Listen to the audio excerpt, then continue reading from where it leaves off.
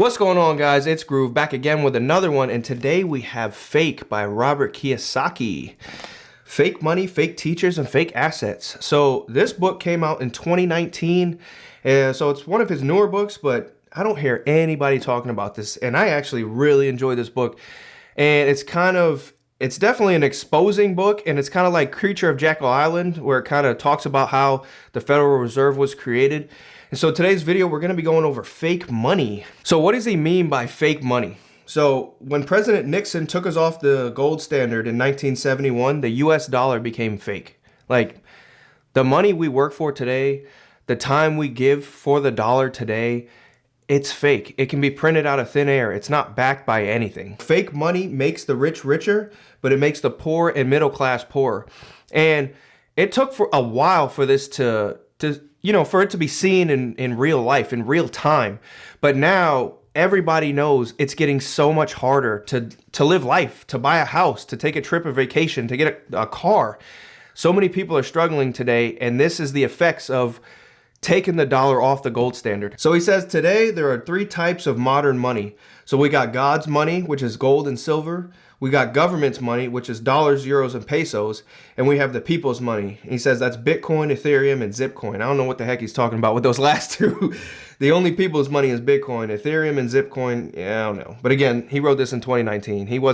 He knows, but he doesn't really know. So he says paper money was first used by the Chinese during the Tang Dynasty from 618 to 907 AD. So it's kind of relatively new. He said this Chinese empire collapsed when the elites realized it was easy to print fake money to fight wars and build monuments for themselves. And again, we see this happening today. There's all of this money that's being printed. We have to eat that. Like, you can't just print money up and then just nothing happen afterwards. We're going to bear the cost of that. He says this also happened with the Romans when they used gold and silver coins, but then they started coin clipping. Everybody has kind of heard about that. Or if you haven't, that's what happened to the Roman Empire. They had gold and silver coins, and then over time they would coin clip those and add other things instead of the gold and silver, like copper and zinc. Never in human history has fake money survived. Odds are that all of today's paper will return to its intrinsic value, which is zero. When it comes to your money, do you still trust in God? I think he's trying to throw a jab because we put and trust in God on our money. But he's right. It will all turn to zero, which is why, he's really big on gold and I'm really big on Bitcoin. Now, some people may sit there and say, I don't get Bitcoin, or I don't have any, I'm not going to get any. But when you think about it, everything is connected to that dollar, like stocks, bonds, real estate. And if that dollar is to fail, if it goes to zero, which every other fiat currency has in history, then those things that you're holding will go to zero as well. Like, again, your 401k, your stock account, all of those things are connected to the dollar. And I even try to tell this to people who own, other cryptocurrencies. I'm like, this is why it's only Bitcoin, because Bitcoin is now recognized as a commodity. It's not attached to the dollar. Like if you buy Ethereum or if you hold XRP, the whole point of you owning these things is so they can go up in dollar terms and you'll get more dollars back. It's not getting you out of the dollar. It's still connected to the dollar. Whereas Bitcoin, you're going to be able to buy things with Bitcoin. With these other cryptocurrencies, that's not the goal. You're not holding XRP so you can buy things with XRP. You're holding it so hopefully it can go up in dollar terms and then you can get more dollars back. But if the fiat currency collapses, then it's kind of useless for you to hold these coins, because what are you going to do? You're going to trade them in for a collapsing currency? And so, if you want to get these alternate coins or these, other cryptos, that's fine. But just know I would have like at least a little bit of my bag in Bitcoin just in case. So he says that he owns gold and silver not to make money, but they're an insurance hedge against the stupidity of the elites. Again, they're not connected to the dollar. He doesn't trust our leaders. He doesn't trust the fake money.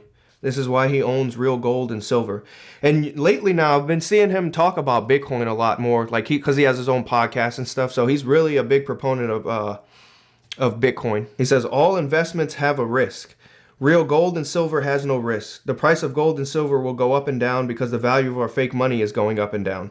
Again, the same thing is going on with Bitcoin. Why is it so volatile? Because the fake money is volatile. He says when a person invests, let's say in stocks or real estate, they expect an ROI or return on investment because they're taking a risk. When a person saves money in a bank, they're expected a rate of return because, again, the money is just a risk. Banks are also not safe. The banks are risky. Leaving your money in a bank is kind of risky. Now, of course, we all got to eat at the end of the day. So you should definitely have an emergency fund of dollars, in your bank account, but you kind of have to get out of that dollar. I kind of think of it as like the Titanic. When you're investing in stocks or bonds or real estate or even like putting money into your 401k, all of that is just shuffling deck chairs on the Titanic. The ship is sinking. The dollar is the Titanic and it is sinking. You got to get on that life raft. Some people that's gold, some people that's silver. For me, that's Bitcoin. Other people like Jamie Dimon, who is the CEO of friggin' JP Morgan, he has $1 billion art collection. Like, why do you need $1 billion worth of art? Because that's his life raft. He's getting out of the dollar. Things that can be valued, that aren't directly attached to the dollar. Just thinking about that, man, it really is super risky. Like, the modern consensus is just, hey, put money into an S&P 500, do that for 30 years. Max out your 401k, do that for 30 years. And the whole point of telling somebody to do that for 30 years is, especially with your 401k, they make it so you can't touch it till you're 59 and a half, almost 60 years old. You got Social Security, you can't touch that until 65 years old. It may be, how do I put this? They want you to die before you be able to use it. That's the whole point of, putting it at 65 and 60 years old. They want you, oh my goodness. They want you to never be able to get up to that age before you can touch it. But the entire time you've been propping up the economy, you've been propping up the United States stock market, because you've been taking a portion of your paycheck and putting it into the US economy. And then hopefully you never get to touch it. And you guys, it's like, think about all those people who were funding their 401ks and they were funding their index funds, their S&P 500s, and they were getting ready to retire in 2007 and 2008. And then the housing market crashed and the stock market crashed. And they call that the dead decade from 2000 until 2010, because in 2007 and 2008, the stocks just went back down to zero. It's like they had no gains the past 7 years. So again, imagine those people who were, funding their 401ks, funding their stock accounts, and then they all just got cut in half. And all of those people were like, I was about to retire and now everything is down again. And now I have to go back to work again, because it's connected to the dollar, that fake money. This next section is called, is your money safe in banks? He says the only reason that a bank pays you interest on your money is because there's a counterparty risk. One reason why the government insures its bank depositors through an FDIC, like up to $250,000, is so not everybody, so there isn't a run on the bank. So everybody just run to the bank to try to pull out their money. Because if you have it in your head that, oh, my money's safe in the bank because it's insured up to $250,000, not everybody's going to do a run on the bank to try and get all their money out. But the bank really doesn't have that much money on hand. And, but again, this is what stops people from running to the bank or thinking that their money isn't safe, is they just make up this FDIC insured of $250,000, which most people are never going to touch. So they're just like, all right, whatever, but to that person who does have $1 million in the bank, if that bank goes bust, they only give you $250,000. So, it's kind of messed up for that person. So this next section right here, he talks about private vaults. And again, this is why I love Bitcoin so much, because you can buy as little as $1 and you can put it into your own cold storage wallet. But he talks about he talks about gold vaults. He says, not too long ago, I was in Singapore checking out one of these private vault operations. He says a private jet landed on the runway. The doors opened and I watched 2 armed guards escorting 3 locked steel cases off the plane. Their contents were locked away, papers were signed, and the jet was off again without ever shutting down the engines. Like, the average person doesn't have that access to be able to buy a crap ton of gold and then put it on a private jet to some undisclosed bank vault in some some other country.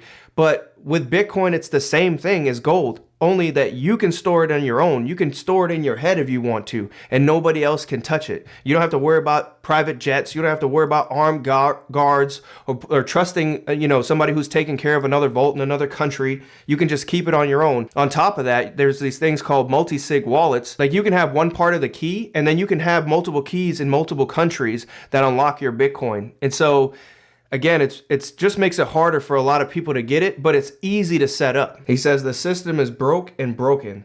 The gap is growing. We're on the verge of a class warfare. And you do see it today. Like, there's a huge gap coming. Even the middle class, like people who are just like regular families, regular 9-to-5 jobs, they're having a hard time keeping up today.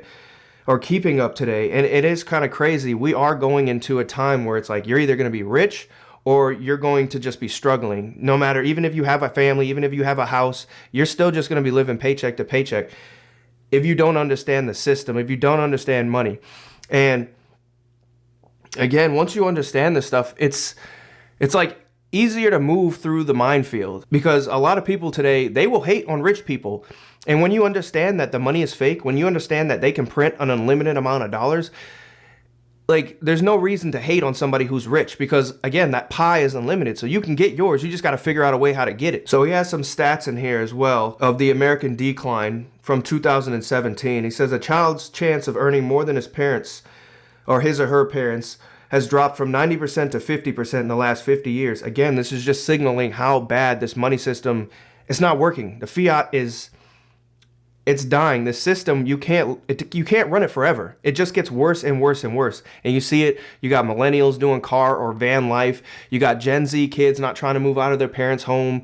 Like, you can see it in real time. The system is crumbling. He says that the household debt in 2017 has grown higher than it has before 2007. He says the world's richest country, the United States, continues to have the highest poverty rate. Nearly 1 in 5 American children live in households that their governments classify as food insecure. And this is just going to keep getting worse and worse and worse. And so some people may sit there and say, well, what am I supposed to do? Like, you got to figure this shit out. You have to, again, you got to try to get out of debt, live below your means, get rid of that car payment, put your head down, hustle. You have to. You got to, oh, I'm tired, I don't want to grind. You have to. That's the only way you're going to make it out. You got to get out of the dollar. You have to get some of your wealth outside of the dollar. You can get some gold, you can get some silver. I really like Bitcoin, but it's not going to be the 401k. It's not going to be a TSP if you're a government worker. The S&P 500 is not going to cut it anymore. Social Security is going to go and solve it in the next 10 years. So if you're depending on your Social Security for a check, that's not happening. He says the question is, how much more fake money can our governments print? The elites can print as much money as they want as long as people will work for it. Meanwhile, the elites are warehousing real gold. They know the game is almost over. He says, I encourage you to become students of money. Real life is not like school. In real life, you do not memorize the answers, take a test, and pass or fail. Real life is lifelong lessons learned. There's no right answers. He says this is really important. Like, you really got to understand money. Like, we should all study this stuff because it's not taught. He says, but people don't want to study it because they can't handle the truth. He says people go to work and they go to a job that they hate and say, I'm not interested in money. So it's like, okay, well, if you're not interested in money, why are you going to a job that you hate? He says, people will say, I'm not interested in money, yet resent the rich. The people will say, I'm not interested in money, yet I'll play the lottery hoping to be a millionaire. Printing fake money is the way the banks make money. Banks are not the only organization with a license to print money. The stock market, bond market, real estate market, financial derivatives market, and many other markets have licenses to print money. People who work for money work for people who print money. That's a hard truth. People who work for money work for people who print money. We go and trade our time and energy for money that somebody or a group of people can print for free. The printing of fake money throughout all of history has never ended gracefully. This is why people like Samson Mao will get on podcasts every day and be like, yo, at any moment, Bitcoin can go from 100,000 to 1 million overnight. And there's other people too that say that as well. Because you'll look at Bitcoin and it's been stuck at this 100K mark for a while now. But again, these people are like, the dying of fiat has never ended gracefully. It's never just been a gradual decline. It'll just be going down. Watch like this. It'll just be going down, and then immediately it'll just fall off a cliff. The gold standard was broken, 1971, so that the academic elites could print money, making themselves richer by ripping off the world. And who are the academic elites? the ones that that are mad at Trump and Elon Musk for digging into that swamp right now. All right, we're not going to make this political. But they are mad right now. He named some of them too. He says President Barack Obama, William Clinton, Hillary Clinton, Federal Chairman Ben Bernanke, Janet Yellen. It is kind of crazy how all of these people may have like they'll have like a salary of like, you know, $150,000-$200,000 a year, but they're all like multi-millionaires. It's like how even if they invested regular like everybody else, there's no way they would be multi-millionaires. He does say, so he's got a section that says it's not all bad. He says printing fake money has done a lot of good. Billions of people working for fake money have produced a functioning economy. New inventions, better housing, advances in medicine, travel, and consumer goods and technology. The problem is that printing money has never worked. He says the party caused by printing fake money is about to end, and the hangover it will be a horrific one. Now, he's been saying this like his whole career. He's like, it's going to end. But eventually we're going to have to see it end. You got people like Larry Lepard. He talks about it too. At some point, this party has to end. And we see it. It's like, okay, well, can't we just keep doing what we're doing now? And again, like I was saying earlier, you know, you got millennials doing car life, more homelessness. Gen Z kids don't want to do anything because they're like, oh, it's pointless outside. This is all because of this fake money system that we're currently living under right now. And it just erodes away over time. And eventually it will blow up. Today, millions of American baby boomers, arguably the richest, luckiest generation in history, I would say that, they're not looking forward to a glorious retirement. After working all their lives, many will live poor and grow poorer as they grow old. This is what happens when you work and save for fake money, or save fake money. And it's true, man. If you think about it, like the boomers, man, they did have it the best. Like the people that were like born in the 50s and early 60s, like jobs were plentiful, whether it be at the factory or, you know, wherever you worked down at the warehouse, you could have a house for $40,000, a wife, 2 kids, a white picket fence. You had the family car, and you had the, you know, your sports car that you worked on, whether it be a Mustang or a Camaro. All of that off of one job, and that's all gone now. And some people, again, like Robert Kiyosaki, he took advantage of that. He started buying up real estate when houses were $40,000, $50,000 a pop. And then he turned those into commercial buildings, and then he turned those into, you know, downtown big skyscrapers and stuff like that. We don't have that option. I can't be a Robert Kiyosaki anymore. Like houses, the average house is like $500,000 now. Like we can't do that. He had that advantage. But we do have Bitcoin. That is still relatively cheap right now. He says, historically, printing fake money has always ended in either depression, revolution, war, or all of the above. 1971 started the world's largest money printing in history. The question is, how and when will it end? Real financial education should include how and why money is printed. Being aware of how money is printed increases the possibility of your financial survival. And he's right, that's a big part of it. Just understanding that the money is fake. It's printed. It's not real. It's such a mind bend, if you will, because you can get dollars and you can go trade it for goods and services. So it's like, it is real. Like I can go outside and buy a car. I can go to the grocery store and get groceries. But it's like, no, it's still fake. It's still just printed out of thin air. But we will have to pay a real price for that. He said, throughout history, money has been beads, feathers, stones, animals, and pottery. And it's funny, before we had the internet, before we had, you know, what is money and understanding of money, money has always been something that couldn't be controlled or manipulated by people throughout history. Again, it's been beads, it's been glass, it's been salt, seashells. It's been all the things that we can't control. Like Bitcoin. Bitcoin is there and you can't control it.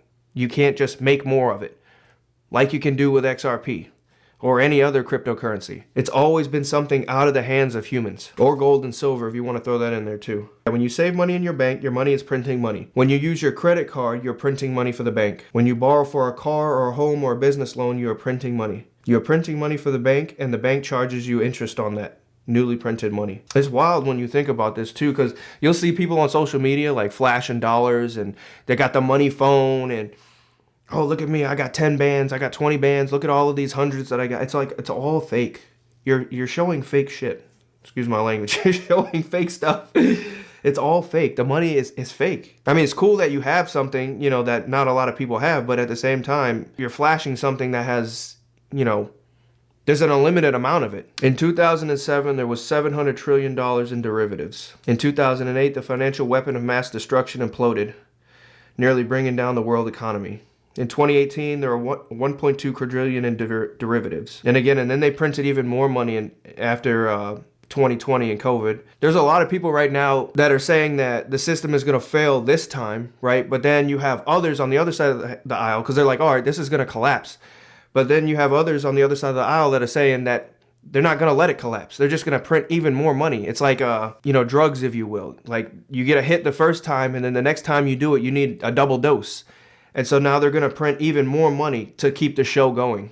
They're not going to let it collapse until that no longer works anymore. I am on the side of, I don't think we're going to have a financial collapse right now. I think they're going to continuously keep printing money, which is just going to send assets through the roof. So if you don't have any assets, no matter what that is, even though I'm not for being on the dollar or being attached to the dollar, but anybody who owns stocks, real estate, bonds, crypto, whatever, all of that is going to go up. And if you don't, then you're going to be left behind. It says the collateral damage for toxic derivatives, fake assets, fake collateral was the innocent people of the world. The savers became losers. The American dream was taken away, not only from homeowners, but all savers as well. Like, you got to get out of the dollar. Again, it's all right to have like an emergency savings, but like most of your money needs to be elsewhere. And even when it comes to home ownership, like that was supposed to be the thing that's like, oh, you're building wealth when you buy a home. But if you bought a house for $200,000 and then it went up to $400,000, it's like, yay, I just increased my, my wealth, my net worth by $200,000. But if all the other homes went up by $200,000, and so now every home in your neighborhood is now $400,000, you stay flat. You didn't make any money. Because if you're trying to sell that home to eat from that money, you're going to have to buy another one at that higher price now. So you really didn't make any money. You just stayed flat. Again, fake assets. Printing money has always caused poverty for those who work for money. The year 1971 was the first global money printing. He really wants that to stick in people's heads. As soon as 1971 hit, when we came off the gold standard, it was all fake. It was all up from there. Sometimes investing for the long term works. Sometimes it doesn't. And that's true. Like so many people, they're like, oh man, I'm just going to fund my 401k. I'm just going to put money into the S&P 500 and I'll be all right. But again, those same people in 2007, 2008 said the same thing. And then they seen their retirement accounts get cut in half. So you're kind of like rolling the dice on that yourself. And hopefully the stock market will be up. Hopefully America will be up by the time you're ready to retire.